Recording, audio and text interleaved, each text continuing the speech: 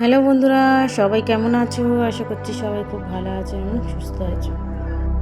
আজকে চিকেন উইংসের একটা নতুন রেসিপি করে দেখাবো। যার জন্য আমি যে কটা বাড়িতে আমার ছিল সেই কটাই চিকেন উইংস নিয়েছি। আর যা গলা টলা ছিল সেইগুলোকেও নিয়ে নিয়েছি। প্রথমে একটু লবণ, জিরে মরিচ দিয়ে আর একটু হলুদ আর ভিনিগার 1 চামচের মতো দিয়ে ভালো করে 10 মিনিটের মতো ম্যারিনেশন করে রেখে দেবো। এখানে হাতের সাহায্যে ভালোভাবে মাখিয়ে এটাকে ঢেকে রেখে দেব।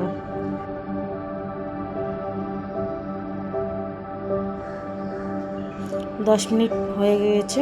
এবার আমি ওর মধ্যেই একটুখানি কর্নফ্লাওয়ার, বেশ 2 চামচের মতো কর্নফ্লাওয়ার বা কর্নস্টার্চ যাই বলেন না কেন, দিয়ে মাখিয়ে রেখে দেব।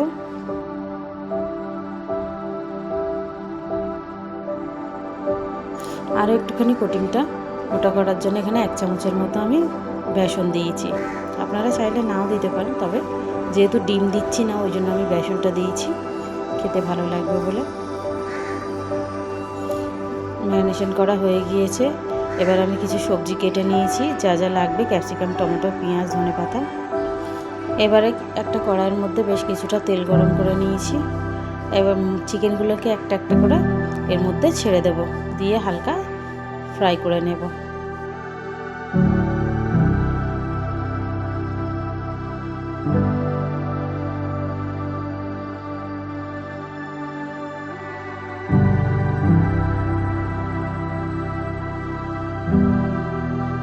তো 2-3 মিনিটের পরে আবার একবার করে উল্টে নেব, যাতে দুদিকটা ভালোভাবে ভাজা হয়ে যায়।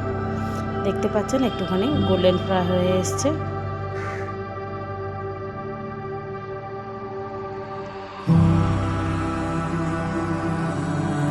এবার আমি একটা টঙের সাহায্যে সবটা তুলে নেব।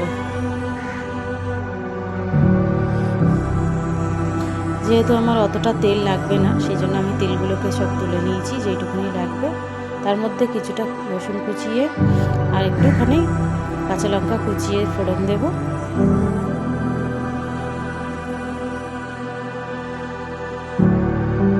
কুচিয়ে রাখা পেঁয়াজগুলোকেও দিয়ে দেব। এবার ওর মধ্যেই আমি ক্যাপসিকামগুলোকেও দিয়ে দেবো। পেঁয়াজ এখানে লাল হওয়ার কোনো ব্যাপার নয়, সেই জন্য আমি যারা সবজি কেটেছিলাম, টমেটো, পেঁয়াজ, ক্যাপসিকাম সব কিছুই একসঙ্গে দিয়ে দেবো, দিয়ে একটুখানি নাড়াচাড়া করে নেব কাঁচা গন্ধটা দূর হওয়া পর্যন্ত।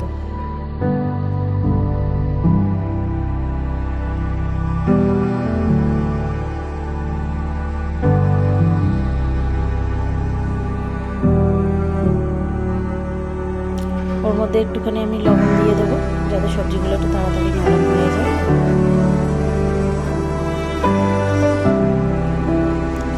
এবারে আমি কিছুটা বেশ 1-1.5 চামচের মতো সয়া সস দিয়েছি, 1 চামচের মতো ভিনিগার দিয়েছি। এখানে 1 চামচের মতো আমি 1 চামচের থেকে একটুখানি বেশি চিলি সস দিয়েছি।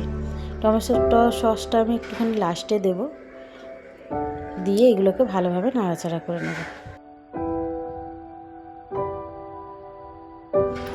এবারে গুঁড়ো মশলাগুলো দিয়ে দেবো। প্রথমে একটুখানি লঙ্কার গুঁড়ো দিয়েছি, তারপরে একটুখানি হলুদের গুঁড়ো দিয়েছি, দিয়ে মশলাটাকে ভালোভাবে কষিয়ে নেব।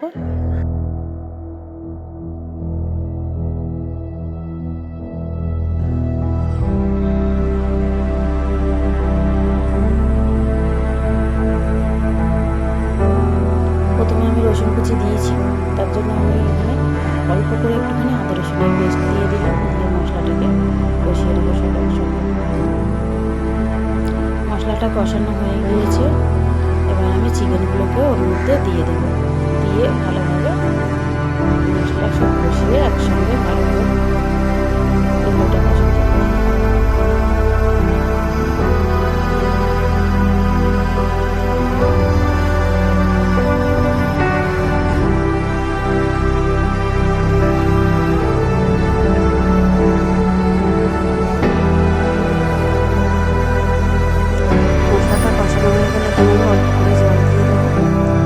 সিদ্ধ হতে বেশি সময় লাগবে না, কারণ আমি এখানে ভালোভাবে ভেজে নিয়েছিলাম।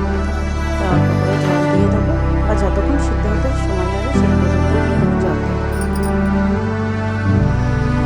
সবজিগুলো কাঁচা ছিল বলে আমি আরও একটুখানি জল দিয়েছিলাম।